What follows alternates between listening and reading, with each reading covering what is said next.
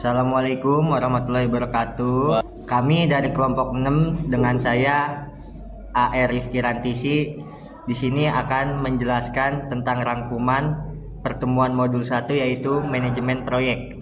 Dengan saya Rahmat Akbar Kautsar akan menjelaskan rangkuman pertemuan 2 yaitu tata laksana proyek. Dan saya Nisa Sekar Aryani akan menjelaskan rangkuman materi modul 3 tentang organisasi proyek. Di sini saya akan menjelaskan tentang modul 1 yaitu manajemen proyek.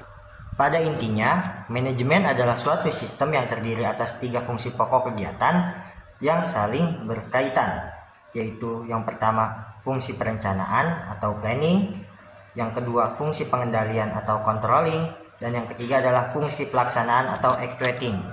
3 fungsi manajemen pokok yaitu mempunyai poin masing-masing. Yang pertama adalah planning, mempunyai poin yang pertama planning, yang kedua assembling research, yang ketiga coordinating, yang keempat budgeting. Poin yang kedua adalah controlling, di mana ada beberapa poin juga. Yang pertama controlling, yang kedua directing, yang ketiga supervising, yang keempat coordinating, dan kelima reporting. Dan poin yang ketiga yaitu actuating atau implementation, mempunyai beberapa poin. Yang pertama organization, actuating, yang kedua actuating, yang ketiga staffing, dan yang terakhir yang keempat adalah coordinating. Dan adapun pengertian manajemen adalah proses merencanakan, mengorganisir, memimpin, dan mengendalikan kegiatan anggota tim serta sumber daya yang lain untuk mencapai sasaran organisasi atau perusahaan yang telah ditentukan dengan cara yang efisien dan efektif. Adapun tahap dalam memanajemen, yang pertama adalah planning atau perencanaan, dan yang kedua organizing atau penyusun organisasi, yang ketiga adalah staffing atau penempatan staf dalam organisasi, yang ketiga executing atau pelaksanaannya, dan yang terakhir adalah controlling atau pengendalian. Adapun tingkatan manajemen, yang paling atas adalah top manager, yang pertengahan adalah middle manager, bawah atau yang pertama first line manager. Adapun sumber daya yang diperlukan. Sumber daya yang diperlukan dalam suatu manajemen, yang pertama adalah man, yang kedua material, yang ketiga mesin, yang keempat money, dan yang kelima adalah metode. Proyek adalah rangkaian kegiatan yang mempunyai dimensi waktu, dimensi fisik, dan dimensi biaya guna mewujudkan gagasan serta mendapatkan tujuan tertentu. Sebagai suatu sistem, proyek adalah organisasi yang dibentuk dalam rangka menyelesaikan suatu tugas spesifik. Proyek adalah usaha yang kompleks, merupakan kesatuan dari tugas-tugas yang berhubungan dengan sasaran, jadwal, dan anggaran yang telah dirumuskan. Dengan demikian, proyek adalah suatu proses untuk menghasilkan produk, mempunyai siklus hidup jelas, titik awal dan titik akhirnya. Adapun 7 ciri umum proyek, yang pertama yaitu kejelasan tujuan, yang kedua kejelasan rencana kerja, yang ketiga kejelasan peran dan tanggung jawab semua pihak dan personil yang terlibat, yang keempat kejelasan mekanisme monitoring, koordinasi, dan pengendalian, yang kelima kejelasan mekanisme sistem evaluasi, evaluasi kerja yang dapat digunakan sebagai feedback bagi manajemen, yang keenam sistem kerja yang bersifat dinamis, dan yang terakhir yang ketujuh adalah kejelasan pemahaman mengenai tata cara dan dasar-dasar peraturan birokrasi dan pengetahuan tentang cara pengatasan kendala birokrasi. Adapun 4 macam proyek, diantaranya yang pertama adalah proyek engineering konstruksi, yang kedua proyek engineering manufaktur, yang ketiga proyek penelitian dan pengembangan, dan yang keempat yang terakhir adalah proyek kapital. Ukuran proyek bisa dilihat dari yang pertama adalah jumlah kegiatan, yang kedua besarnya biaya, yang ketiga jumlah tenaga kerja, dan yang keempat waktu yang diperlukan. Ada 3 kendala dalam menentukan proyek. Yang pertama adalah anggaran proyek atau yang bisa disebut biaya atau cost. Yang kedua yaitu jadwal pelaksananya, waktu atau schedule. Dan yang ketiga yaitu mutu produk atau quality specification. Dengan demikian, manajemen proyek adalah suatu sistem dan atau tata laksana untuk menjalankan suatu organisasi, suatu tugas yang spesifik dibatasi oleh waktu, sasaran, dan biaya. Secara umum, pengertian manajemen proyek adalah manajemen proyek. Kersner adalah merencanakan, mengorganisir, memimpin, dan mengendalikan sumber daya perusahaan untuk mencapai sasaran jangka pendek yang telah ditentukan.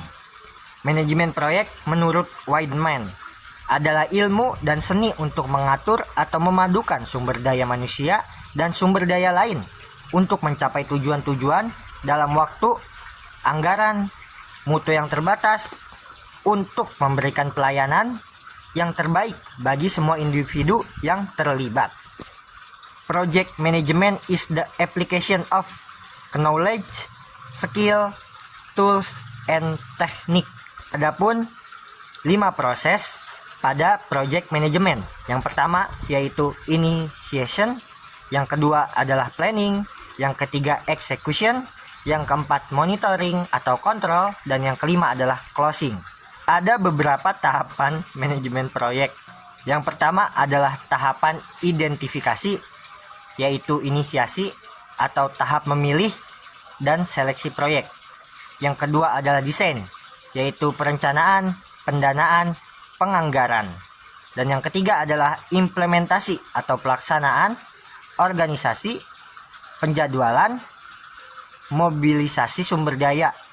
Yang keempat yaitu evaluasi atau monitoring dan pengendalian. Yang kelima yaitu audit proyek. Dan yang keenam adalah terminasi atau penutupan proyek. Adapun elemen manajemen proyek. Yang pertama adalah project scope. Yang kedua adalah project time. Yang ketiga adalah project cost management. Yang keempat adalah project human research. Yang kelima adalah project risk management. Dan yang keenam project communication management. Yang ketujuh ada project quality management. Yang kedelapan ada project procurement management. Dan yang terakhir ada project integration management. Manajemen proyek diperlukan yang pertama untuk target supaya tercapai. Selanjutnya ingin melakukan perubahan dan atau pengembangan. Dan yang ketiga memerlukan kecepatan. Yang keempat, ketika dibutuhkan lintas sektoral karena tidak dapat dilakukan melalui birokrasi organisasi yang ada. Yang kelima, untuk mendukung pelaksanaan rencana strategik. Dan yang terakhir, memerlukan terobosan. Adapun beberapa manfaat dari manajemen proyek, di antaranya adalah mengidentifikasi fungsi tanggung jawab, lalu meminimalkan tuntutan pelapor rutin. Selanjutnya mengidentifikasi batas waktu untuk penjadwalan dan mengidentifikasi metode analisa peramalan. Lalu mengukur prestasi terhadap rencana. Selanjutnya mengidentifikasi masalah dini dan tindakan perbaikan. Meningkatkan kemampuan estimasi untuk rencana. Dan yang terakhir yaitu mengetahui jika sasaran tidak tepat. Adapun yaitu proyek konstruksi. Konstruksi merupakan suatu proses di mana rencana dan spesifikasi perancangan dikonversikan menjadi struktur dan fasilitas fisik. Jenis-jenis proyek konstruksi diantaranya yaitu konstruksi pemukiman, konstruksi gedung, konstruksi rekayasa berat, dan konstruksi industri. Tipe-tipe proyek konstruksi. Yang pertama yaitu konstruksi pemukiman, ada perumahan, rumah susun, apartemen, dan kondominium. Yang kedua, konstruksi gedung, ada toko, ada sekolah, ada perkantoran, dan ada tempat hiburan. Yang ketiga yaitu konstruksi rekayasa berat, ada bendungan, terus ada terowongan, ada pembangkit listrik, pelabuhan, serta jalan raya, jalan tol, dan lain-lainnya. Dan yang keempat yaitu konstruksi industri, meliputi pabrik, kilang minyak, usaha pertambangan, dan lain-lain. 5 prinsip manajemen proyek konstruksi. Yang pertama yaitu perencanaan yang matang. Yang kedua pengorganisasian yang efisien. Yang ketiga yaitu pengawasan yang ketat. Yang keempat komunikasi yang efektif. Dan yang terakhir, yang kelima, yaitu manajemen risiko. Adapun tujuan manajemen proyek konstruksi, yang pertama, pengelolaan biaya, yang kedua, pengelolaan kualitas, yang ketiga, pengelolaan waktu pelaksanaan, yang keempat, pengelolaan risiko, yang kelima, pengelolaan sumber daya manusia. Adapun tahapan manajemen proyek konstruksi, yang pertama, perencanaan awal, yang kedua, perencanaan rinci, yang ketiga, pengadaan, yang keempat, pelaksanaan, yang kelima, pengawasan, dan yang keenam, penyelesaian. Sekian rangkuman modul 1 dari saya. Di sini saya akan menjelaskan materi modul 2, yaitu tata laksana proyek atau project management. Tata laksana proyek adalah susunan yang disiapkan setelah rekanan ditunjuk sebagai pelaksana proyek. Tata laksana proyek adalah kegiatan-kegiatan yang harus dilakukan secara berurutan untuk menyelesaikan suatu proyek. Adapun tahapan-tahapan dalam manajemen proyek, yaitu tahap inisiasi proyek, yang kedua tahapan perencanaan proyek, yang ketiga tahap pelaksanaan proyek, yang keempat tahap pemantauan dan pengendalian proyek. Monitoring proyek merupakan langkah untuk menentukan pengendalian proyek. Dengan melakukan monitoring jadwal dan biaya, kita dapat mengetahui seberapa besar penyimpangan biaya dan seberapa lama jangka waktu yang dibutuhkan untuk menyelesaikan proyek. Adapun tahapan proyek konstruksi, yang pertama ide dan gagasan, selanjutnya studi kelayakan, rancangan desain, pengadaan, proses konstruksi, dan pengoperasian. Pengelolaan proyek konstruksi dapat diartikan sebagai pengelolaan kegiatan pekerjaan pembangunan yang meliputi perencanaan, pelaksanaan, serta pengendalian untuk mencapai sasaran yang ditetapkan sehubungan dengan biaya, mutu, dan waktu, dan K3L. Dalam pengelolaan proyek konstruksi, ada 3 hal yang harus diperhatikan, yaitu biaya proyek yang tidak melewati anggaran, mutu pekerjaan yang sesuai ketentuan kontrak, dan waktu penyelesaian yang tidak melewati waktu kontrak. Selanjutnya, proses pelaksanaan proyek. Pertama, perencanaan atau construction planning. Yang pertama adalah jadwal pelaksanaan, metode konstruksi, anggaran pelaksanaan proyek, arus kas, dan organisasi proyek. Yang kedua, pelaksanaan dan pengendalian meliputi persiapan pelaksanaan pekerjaan, pengendalian pelaksanaan. Yang ketiga, penyerahan bangunan, yaitu penyerahan pertama, pemeliharaan bangunan, dan penyerahan kedua atau terakhir. Selanjutnya ada kegiatan persiapan pelaksanaan.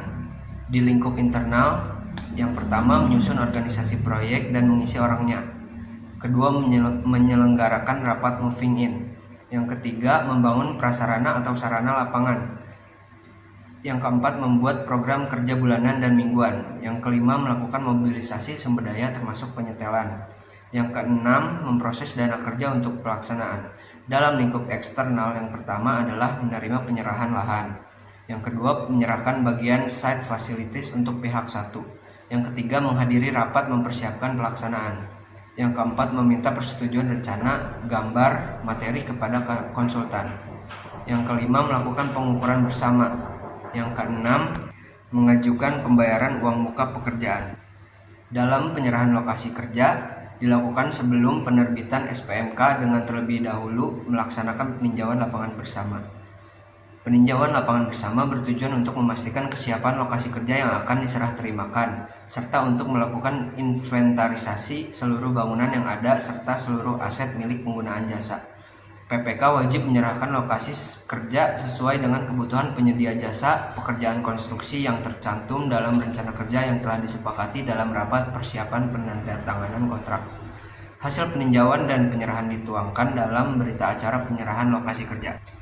SPMK atau surat perintah mulai kerja diterbitkan paling lambat 14 hari sejak tanggal penandatanganan kontrak atau 14 hari kerja sejak penyerahan lokasi kerja pertama kali. Dalam SPMK dicantumkan tanggal mulai kerja, penetapan tanggal mulai kerja setelah serah terima lapangan dilaksanakan atau paling cepat dilaksanakan bersamaan dengan tanggal SPMK. Selanjutnya, rapat persiapan pelaksanaan kontrak merupakan rapat awal antara PPK, pengendali pekerjaan, direksi lapangan atau konsultan MK, pengawas pekerjaan, direksi teknis atau konsultan pengawas, penyedia jasa pekerjaan konstruksi, tim perencana, serta pihak terkait. Rapat persiapan pelaksanaan kontrak atau PCM harus sudah dimulai maksimal 7 hari setelah terbitnya SPMK dan sebelum dimulainya pelaksanaan pekerjaan. Adapun agenda rapat persiapan yaitu struktur organisasi proyek, pendelegasian kewenangan, alur komunikasi dan persetujuan, mekanisme pengawasan, jadwal pelaksanaan, mobilisasi, metode pelaksanaan, pembahasan rencana mutu pekerjaan konstruksi, pembahasan pelaksanaan rencana keselamatan konstruksi, rencana pemeriksaan lapangan bersama, informasi yang dibutuhkan, dukungan fasilitas, dan lain-lain. Saat pembayaran uang muka, penyedia jasa pekerjaan konstruksi dapat mengajukan permohonan pengambilan uang muka secara tertulis kepada PPK, disertai dengan rencana penggunaan uang muka apabila ditentukan dalam dokumen kontrak. Uang muka digunakan untuk membiayai mobilisasi peralatan, personil, pembayaran uang tanda jadi kepada pemasok bahan atau material dan persiapan teknis lain. Besaran uang muka ditentukan dalam syarat-syarat khusus kontrak dan dibayar setelah penyedia jasa pekerjaan konstruksi menyerahkan jaminan uang muka senilai uang muka yang diterima. Dalam tahapan mobilisasi, paling lambat harus sudah mulai dilaksanakan 30 hari kalender sejak diterbitkan SPMK atau terutama untuk sumber daya, material, alat, dan tenaga kerja yang akan digunakan untuk memulai pekerjaan. Untuk mobilisasi sumber daya yang berhubungan dengan pelaksanaan untuk tiap-tiap pekerjaan dapat dilakukan sesuai kebutuhan dan rencana kerja, meliputi mobilisasi peralatan, mobilisasi personil inti dan pendukung, mempersiapkan fasilitas seperti kantor, rumah, barak, laboratorium, bengkel, gudang, dan sebagainya. Denda keterlambatan mobilisasi sebagaimana tertuang dalam kontrak. Pekerjaan mobilisasi bertujuan untuk mengadakan atau mendatangkan peralatan, personil, dan perlengkapan untuk melaksanakan semua item pekerjaan di lapangan. Peralatan seperti ekskavator 80 sampai 140 HP, generator set, water tanker, dump truck 3 sampai 4 meter, concrete mixer, stamper, dan peralatan lainnya apabila dibutuhkan. Dalam pekerjaan pengukuran dan pembersihan lapangan, sebelum dimulai, terlebih dahulu dilakukan pembersihan lokasi dari sampah, rumput, dan berbagai hal lain yang dapat mengganggu pelaksanaan pekerjaan. Pembersihan dilakukan dengan menggunakan bantuan alat berat yaitu ekskavator. Setelah pekerjaan pembersihan lapangan selesai dilakukan, barulah dilakukan pengukuran lokasi. Hal ini bertujuan untuk menentukan letak bangunan, elevasi, dan titik ikat. Dalam pengukuran digunakan alat teodolit dan rambu ukur. Pengukuran ini dilakukan oleh seorang surveyor. Titik-titik yang menjadi acuan ditandai dengan penggunaan patok. Pekerjaan pemasangan bauplang terbuat dari papan yang bagian atasnya dipakukan pada patok kayu persegi 5 atau 7 cm yang tertanam dalam tanah cukup kuat. Untuk menentukan ketinggian papan bauplang secara rata, bagian atasnya dari papan bauplang harus di waterpass, horizontal, dan siku. Sedangkan untuk mengukur dari titik as ke as antar ruangan digunakan meteran. Setiap titik pengukuran ditandai dan ditulis ukuran pada papan bauplang agar mudah dicek kembali. Pemasangan papan bauplang dilaksanakan pada jarak 1,5 sampai 2 meter dari as sekeliling bangunan. Pembuatan direksi kit. Dalam pelaksanaan proyek pembangunan gedung direksi kit yang dibuat terdiri dari kantor, ruang rapat, gudang, barak pekerja, rumah genset, serta toilet. Ruang ini digunakan sebagai kantor sementara kontraktor dan dipakai sewaktu-waktu jika perlu. Dilakukannya rapat kerja. Barak kerja dibuat untuk tempat tinggal sementara tenaga kerja selama proyek berlangsung. Pembuatan jalan kerja proyek. Pekerjaan ini dilakukan untuk mempermudah aksesibilitas kendaraan yang masuk ke dalam lokasi proyek, sehingga pengangkutan material dapat berjalan lancar. Jalan tersebut terbuat dari material timbunan tanah yang dipadatkan. Jika cuaca panas dan permukaan jalan kering, maka dapat dilakukan penyiraman.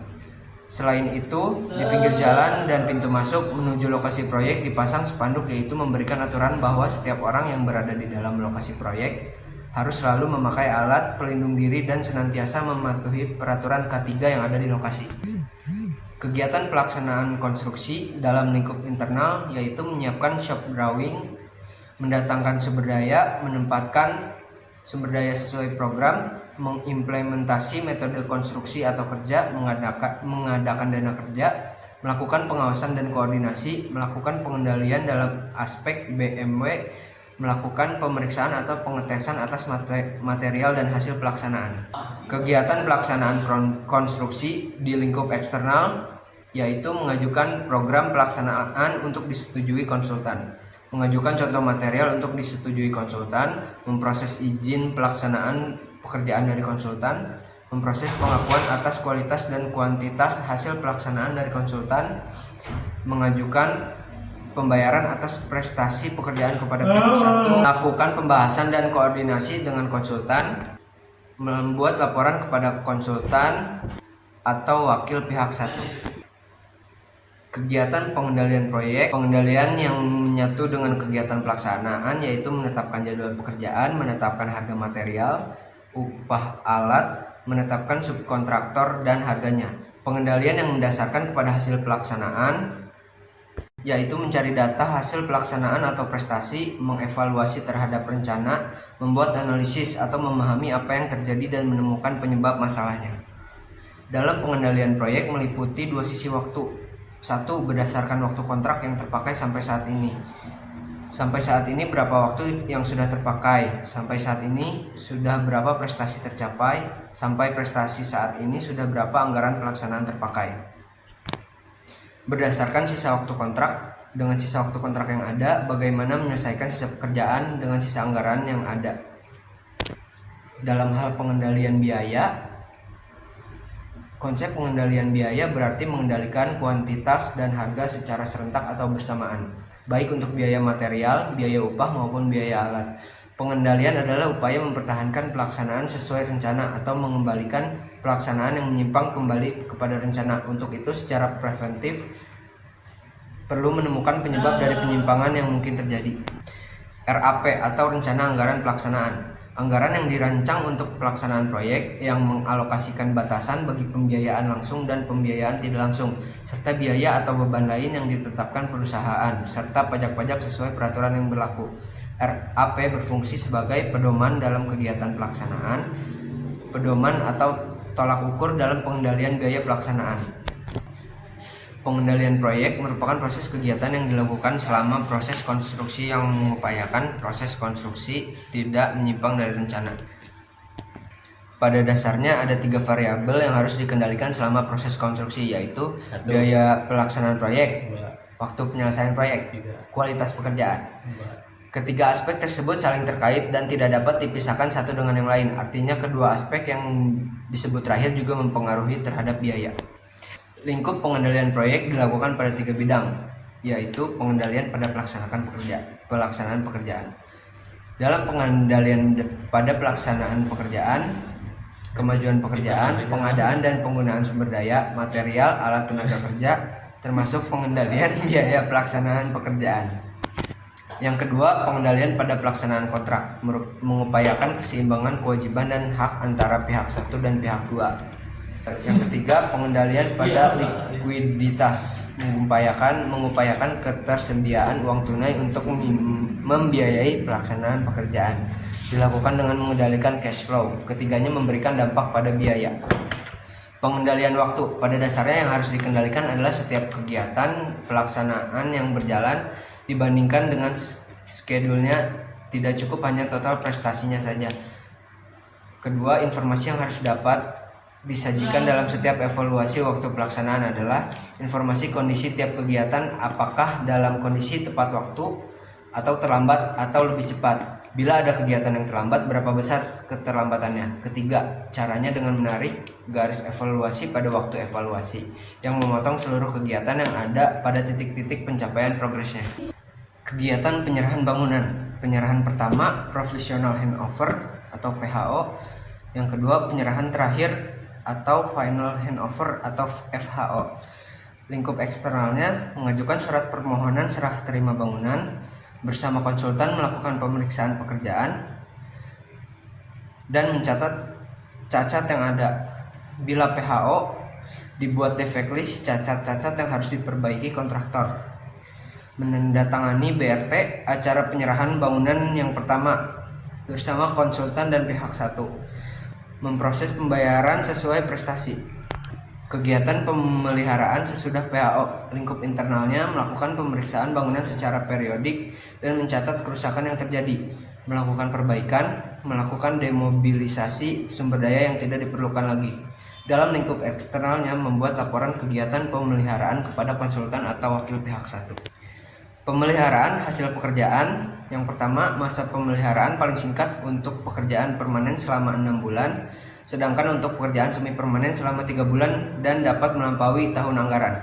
Setelah tahap PHO, PPK melakukan pembayaran sebesar 95% dari harga kontrak, sedangkan yang 5% merupakan retensi selama jasa pemeliharaan. Penerimaan dan pembayaran hasil pekerjaan. Penerimaan hasil pekerjaan dilakukan setelah seluruh ketentuan mutu pekerjaan dalam kontrak dipenuhi. Persetujuan dokumen penagihan didahului dengan pemeriksaan mutu dan volume hasil pekerjaan yang telah selesai dikerjakan. Penyedia jasa pekerjaan konstruksi menyampaikan dokumen tagihan sesuai dalam kontrak. Jika hasil pemeriksaan menunjukkan ketidaksesuaian spesifikasi dan volume yang tertulis dalam dokumen penagihan, maka PPK berhak untuk tidak menyetujui dokumen tersebut dan penyedia jasa pekerja konstruksi wajib melakukan perbaikan terhadap hasil pekerjaan maupun dokumen penagihannya. Pembayaran dapat dilakukan setelah hasil pemeriksaan telah disetujui. Serah terima akhir, yaitu serah terima pekerjaan adalah kegiatan penyerahan pekerjaan yang telah selesai 100% dari penyedia jasa pekerjaan konstruksi kepada pengguna jasa dalam kondisi dan standar sebagaimana disyaratkan dalam kontrak. Pernyataan pekerjaan selesai 100% berdasarkan rekomendasi dari direksi lapangan atau konsultan MK yang disampaikan kepada PPK. Rekomendasi direksi lapangan atau konsultan MK dikeluarkan berdasarkan hasil verifikasi lapangan dan direksi teknis atau konsultan pengawas. Isi surat rekomendasi direksi lapangan atau konsultan MK mencakup tanggal tentatif pekerjaan selesai 100%, daftar cacat mutu dan kekurangan jika ada. Berdasarkan rekomendasi dari direksi lapangan atau konsultan MK, PPK melakukan serah terima pertama pekerjaan. Hasilnya dituangkan dalam berita acara serah terima pertama pekerjaan. Sekian, terima kasih.